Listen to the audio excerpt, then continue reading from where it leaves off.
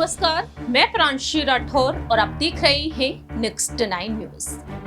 लोकसभा चुनाव जैसे जैसे नजदीक आ रहे हैं वैसे वैसे ही देश भर में सियासी सरगर्मियां और भी तेज होती जा रही हैं। 2024 में ये लोकसभा चुनाव है और इन लोकसभा चुनाव से पहले किस तरह से आरोप प्रत्यारोप का सिलसिला जारी है ये बात आप बखूबी जानते ही हैं। मोदी सरकार लगातार निशाने पर बनी हुई है, राजनीतिक मुद्दों से लेकर तमाम सामाजिक मुद्दों के चलते।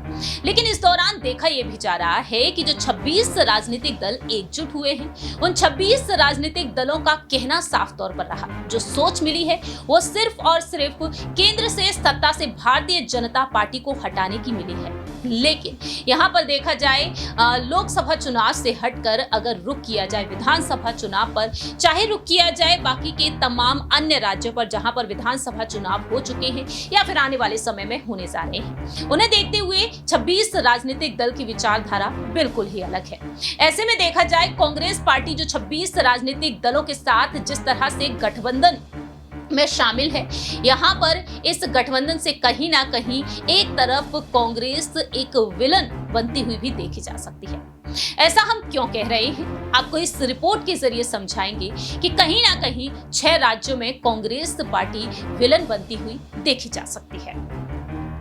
दरअसल आपको बता दें कि कांग्रेस पार्टी जो साफ तौर पर दावा करती हुई नजर आ रही है। कांग्रेस नेता राहुल गांधी साफ कह चुके हैं कि 24 के लोकसभा चुनाव में गठबंधन की जीत पक्की है।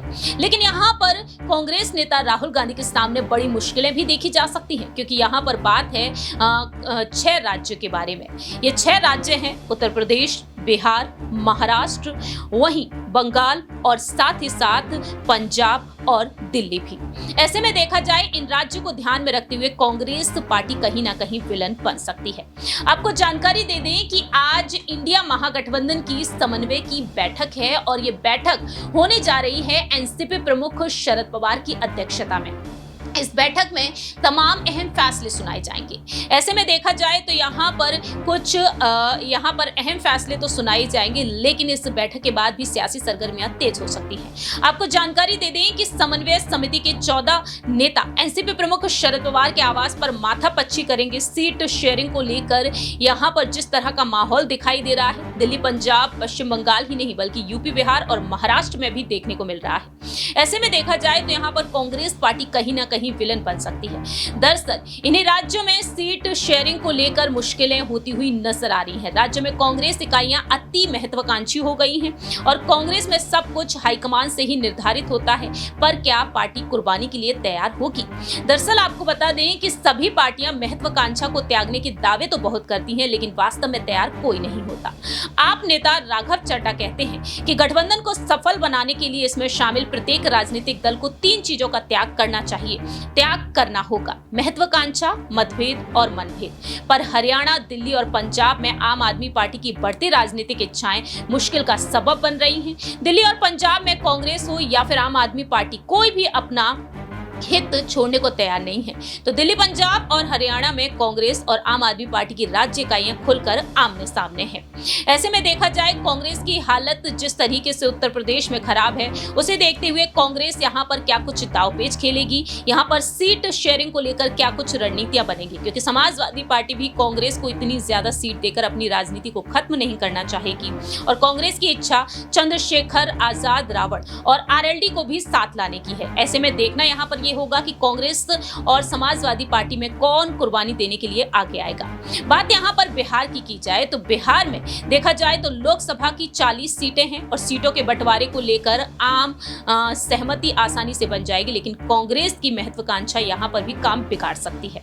बात यहाँ पर की जाए महाराष्ट्र के बारे में, तो महाराष्ट्र में भारत जोड़ो यात्रा के बाद कांग्रेस अपने को एनसीपी और शिवसेना यूबीटी के बराबर का समझने लगी है। कांग्रेस का तर्क है कि एनसीपी और शिवसेना का बड़ा हिस्सा टूटकर बीजेपी की ओर जा चुका है। ऐसे में कांग्रेस को लगता है कि यही मौका है कि अब राज्य में अपनी खोई हुई जमीन वापस पा सके। वहीं बात की जाए यहाँ पर बंगाल के बारे में, सीट शेयरिंग का मुद्दा बंगाल में भी मुश्किल का सबब बन रहा है। उपचुनाव में पार्टियां एक मत नहीं हो सकी, लेकिन दूसरी ही तरफ देखा गया कि ममता बनर्जी और लेफ्ट किसी कीमत पर साथ आने को तैयार नहीं। तो ऐसे में देखा जाए कांग्रेस यहाँ पर क्या कुछ सियासी दांवपेच खेलेगी, ये देखना भी काफी दिलचस्प होगा। बात यहाँ पर पंजाब के बारे में की जाए तो पंजाब कांग्रेस अध्यक्ष अमरिंदर सिंह राजा वड़िक और विधानसभा में विपक्ष के नेता प्रताप सिंह बाजवा आम आदमी पार्टी से गठबंधन के ही खिलाफ है। अमरिंदर सिंह राजा वड़िक ने पार्टी को क्लियर संदेश दिया कि स्टेट यूनिट की राय के लिए बिना कोई फैसला नहीं लिया जाए। ऐसे में यहाँ पर आम आदमी पार्टी के तेवर भी काफी बदले हुए हैं। यहाँ पर मुख्यमंत्री भगवंत मान सिंह कहते हैं कि आम आदमी पार्टी अकेले लड़ना और जीतना, अकेले सरकार बनाना और चलाना जानती है। बात यहाँ पर दिल्ली की सरकार के बारे में की जाए और कांग्रेस के बारे में की जाए तो कांग्रेस की इकाई शुरू से ही गठबंधन का विरोध कर रही है। यहाँ पर देखा जाए अजय माकन और संदीप दीक्षित आम आदमी पार्टी के विपक्षी गठबंधन में शामिल होने से पहले ही विरोध करते रहे हैं और ऐसे में यहाँ पर देखा गया है कि कांग्रेस नेता अलका लांबा ने दिल्ली में सभी सीटों पर चुनाव लड़ने का ऐलान कर अपनी महत्वाकांक्षा बीते पिछले दिनों ही दिखा दी है। अब ऐसे में यहाँ पर कांग्रेस वोट शेयर के मामले में आम आदमी पार्टी से जहां एक वक्त आगे रही है, तो वहीं दूसरी ही तरफ देखा जाए तो यहाँ पर कांग्रेस के लिए तमाम मुश्किलें और भी खड़ी हो सकती हैं। तो ये तमाम ऐसे राज्य हैं, ये 6 राज्य हैं, यहाँ पर कांग्रेस अगर ये त्याग नहीं करती है तो कहीं ना कहीं बड़ी मुश्किलें यहाँ पर खड़ी हो सकती है। इस गठबंधन में रार पड़ने के चांसेस बढ़ सकते हैं। ऐसे में देखना होगा कि कांग्रेस आलाकमान मल्लिकार्जुन खड़गे, राहुल गांधी, सोनिया गांधी और प्रियंका गांधी वाड्रा यहाँ पर क्या कुछ अहम फैसला सुनाते हैं, वक्त के साथ साथ ही पता चलेगा। इस खास रिपोर्ट में इतना ही। बाकी तमाम अपडेट्स के लिए देखते रहिए नेक्स्ट 9 न्यूज।